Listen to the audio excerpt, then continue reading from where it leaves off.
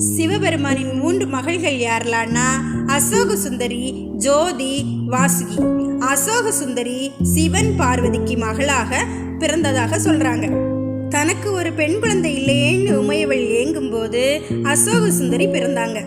அசோக சுந்தரி காளினியும் சொல்லப்படுது.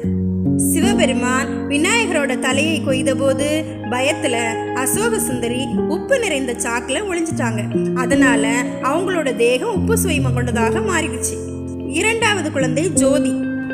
இவங்க சிவபெருமானோட ஒளிவட்டத்துல பிறந்தாங்கன்னும், இன்னொரு கதையில பார்வதி தேவி நெற்றியிலிருந்து வெளிப்பட்ட ஜோதியிலிருந்து பிறந்ததாகவும் சொல்லப்படுது. 3வது குழந்தை வாசுகி. பாம்பு தெய்வமாக இவர் உள்ளார். இவர் சிவபெருமானின் குழந்தை. ஆனால் பார்வதி தேவியின் மகள் இல்லை. சிவபெருமான் ஆலகால விஷம் குடித்த போது அந்த விஷத்திலிருந்து விடுவித்தது இந்த வாசுகி தான்.